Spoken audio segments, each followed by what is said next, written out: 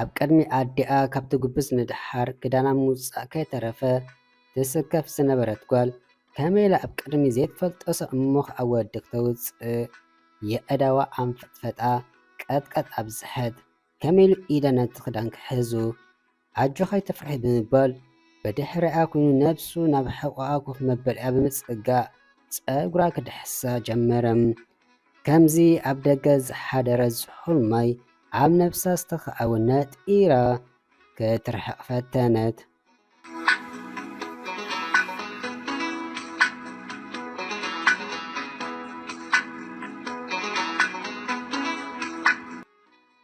ነቲ መሶብ ገዝኣ ምስ ከፈተቶ ጠብትብል እንጀራ የለን።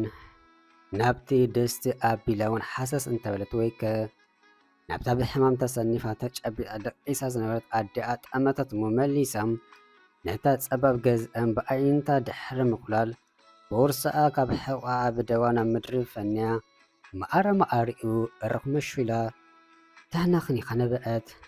ብኻታ ግና ነቲ ምግቢ ሓበ እንዳበለም ዘርብሻ ዝነበረ ከብዳ ክዕሽዋ ኣይከኣለን። ብጣዕሚ ጠምያ መፅያ ናብ ትምህርቲ ክትከይድ ከላ ዝብላዕ ከምዘይገደፈት ትፈልጥ ነይራ። እንተኾነ ክትምለስ ከላ ምናልባት ኢላ ብተስፋ ስለ ዝመፀት እያ ክጅመሩን ዝብላዕ ሓሰስ ዝበለት። ኣዲኣ ተመዊታ ዓይና ከፊታ ነጓላ ምስ ረኣየት ብጣዕሚ ደንገፀት ሓዘነት ግና ኣብቲ ሰዓት ትገብሮ የብላን። ከም ቀደማ ጉያ ሰሪሓ ከይትመፅእ ብኢዳን ብእግራን ተታሒዘያ ዓለም ብዘይጥዕና ዋጋ የብላን ክበሃል ሓቂ። ሕማም ኣብ ዝኾነ ሰዓት ከጋጥም ይኽእል እኳ እንተኾነ ሰኣን ነብስኻ ምክንኻን ዝመፅእ ሕማም ግና ይበዝሕ። ንሳ ግና ሰኣን ነብሳ ምክንኻን ዘይኮነ ዓራት ሒዛ ዘላ ኮይኑ ደኣ በዓሉ ደልይዋ እምበር ተኮርሚኻ ምብካይ ዋጋ ከምዘይብሉ ዝተረድአት እያ ትመስል። ናብ ደገ ብምውፃእ እንታይ ክትገብር ከም ዘላ ንቕድሚኣ እንዳኸደት ከተሰላስል ጀመረት። ኮይኑን ስራሕ ክሰርሕ ኣለኒ ስለ ዝበለት ክሳብ እግራ ክቁረፅ ዝደሊ ፈቐድኡ ካብ ፍተት ኣይትበል ቤት መግቢ ካልእን እንዳኸደት ስራሕተታት ግና እንተርፎ መሬት ክፅልምት እምበር ሓሳብ ልባስ ክተሰምር ኣይከኣለትን።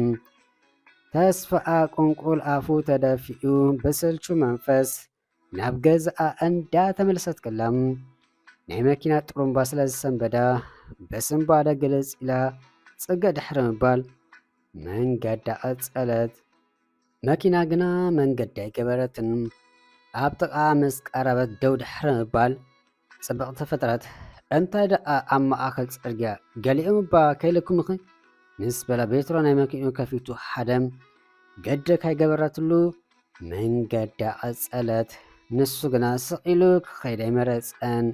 ቀስ እንዳበለ ጎኑ ጎና እንዳኸደ ናበይ ክትኸዲ ዘለኺ ክማልኣክ በላ።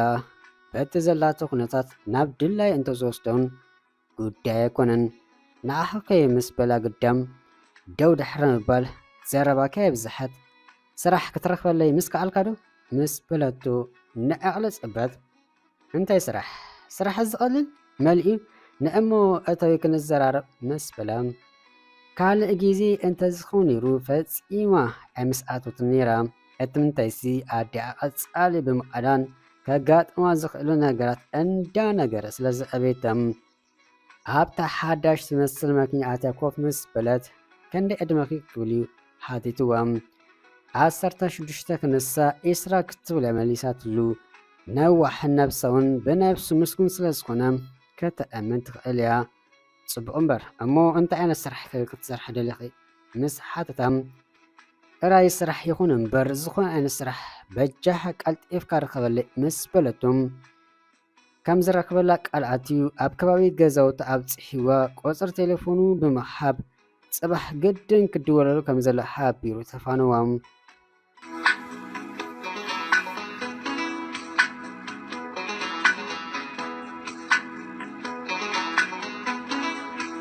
ኩሉ ነገራታት ፀልሚቱ ተስፋኣ ተፀንቂቑ ሓይላ ደኺሙ ከምዘይ ዝፅንሐት ኣሻዋ ከም ፀሓይ ደመቐት ከም ሉል ኣንፀባረቐት ተስፋ ልዕሊ ኩሉ ዝስራዕ ክበሃል ሓቂ እዩ። ብድኹም ድምፂ ኣዲኣ ኣበይ ከም ዝኸደትን ከም ተሸቐለትን ምስ ሓተታ ብትምህርቲ ጉዳይ ወፂኣ ከም ዝፀንሐት ሓቢራ ነተን ክልተ ፍረ ባናና ምስ ረኣየት ብሕርቃን أتدا كسب حجي أبل أخن مالديو حاجز أنت خناكي زيت بلعي نأخن دي قدي فلكي عندك عرفت تزاربت أدي أبو جنا نقول لا كيتن كفتن صني حم أي تحرق الزبالة صمكي الكمش أين أخي لندي قدي فلكي بلي حادنا دحان محضرنا نقبر نيس حد ما أتها ولاديت أملاق تفلت أب أراد تدنيسا نقول كتدرى بزي مخلا ميحر أن دحازنت بأزيو دخم دمس يتزاربت دحان نزالمي مشت ينبر صباح سرح كراكبي أن داولت بوشت أدي أدس قبل حد إمبل إن أمسأت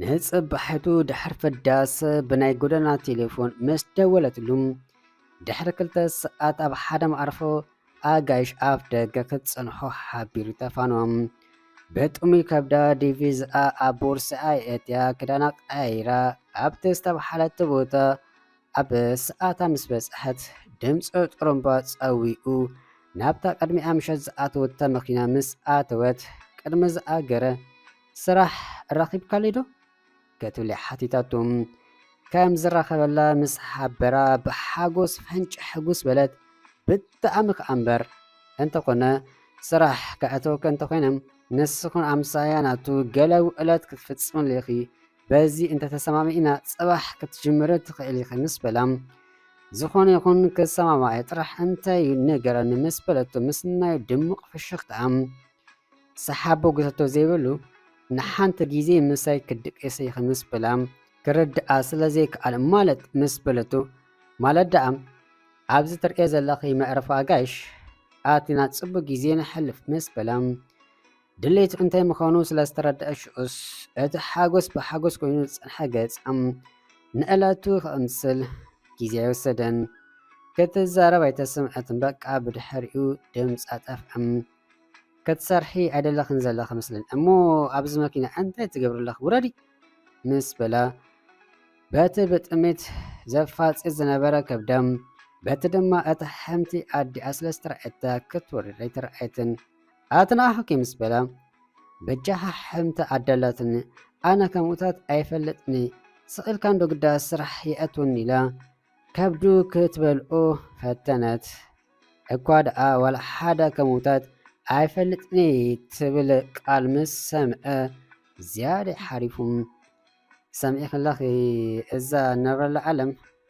أكان بتحدى دما فتحاوي تيكونتن نا إن كان حبانة السابق أزلوي زحب صبح أقاط ممكن دما دك أنستيم أبجيزي شجر كمسارحي تقلقلن فلتي كفال أكل ألاتن أن دابلم كمسحق زربا حاسي وبسحق كرتن بلم أم نفسك كفسحق أغنات قنزون بارد بجاحة أقامي ترد أن مسبلتم أنا استتأقم لندي زبلك زلخو سسعت بايتخوني كتحاسبي حند دك حبكي تسمعي إخي تصبو أنت زيكوني قنام ماكيناي تقدف اللي مسبلم جدي فاتو مسكدت نابتا والحادة زبلا أكون نيزمت سمك فلي غزاك راي زبلا بيتا كتملس مخانا سلس فلتت كيف توت عينة تمتعلا سرح كمان كيف فلتت تسمع مئات صبو أوصاني خلصينك اتسرح دم عجوخي هيوات كزغيري أمو نخدمو مقات أمكي أندا خفت تزاربم نبقاتا مسقان تبت بقلتا يأدوا دراريزا مسوردت بورسا كتمالقو سلزحابرا تمالئا بفرحات من قدقاتن نبتا أقدمو هيزوز نبركف لمريح ومستبقسم أمنات أميا كمزلا سلزحابرتو أمسحا منابتي كفلي مقاصو كفيتو كتآتو حابرا لبا تملسي شجر حلافي كيدي وصي سرح أتسأنخي تسفا يتقرز أن دابلا مس أشجرم نكفركت بالمصر أيه أجو خد حاني تفرحي نتدلي نجر نمركب حدا جيزي زتلي نجر مقبر كم حما قلت أريولن أزد ما بآخس تجمع يكون أن دابلا كتآتو متبقات على حلنا أبقلتا تمقلو نكفركت بالتسأني حقنام ናብ ውሽጢ ምስ ኣትወት ማዓጾ ሸጊጡ ክዳና ክትውፅእ ሓበረም።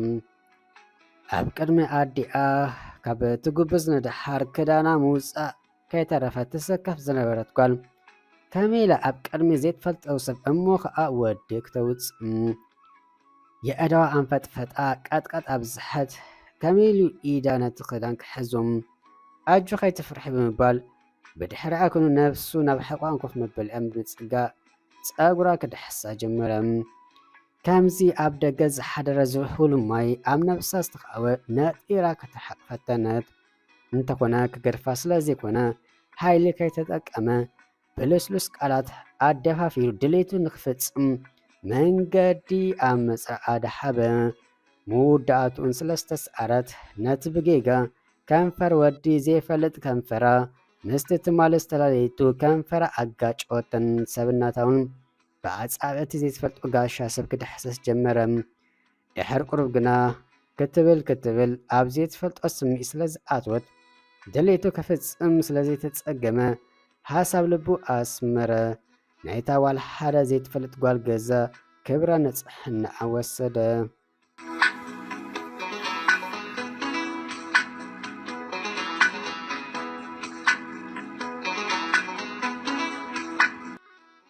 ድሕሪ ሰዓትን ፈርኣን ይኸውን ምስ ተበራበረት ኣበይ ዘለኺ ኢላ ቀባሕባሕ በለት እሞ ክትስእ እንተደልየት ግና ዓቕሚ ስለሰኣነት እንታይ ዝኸውን ዘለኹ ኢላ ነብሳ ምስ ፈተሸት ዘጋጠማ ነገር ስለስተዘከራ ደም እንዳነብአት ነቲ ክፍሊ ደጋጊማ ምስ ተኣዘበት ኣብቲ ኮመዲኖም 700 ዝኸውን ገንዘብን ኣብ ጭራም ወረቐት ዝተፃሕፈ ፅሑፍ ረኸበት።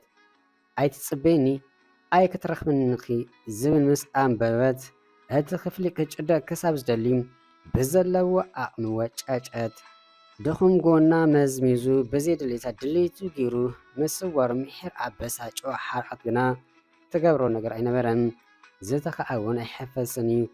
ወዲ ሰብ ክሽገር ነውር እዩ። ነቲ ሽግሩ ተጠቂምካ ምምዝማዙ ግና ናይ ነውሪ እዩ።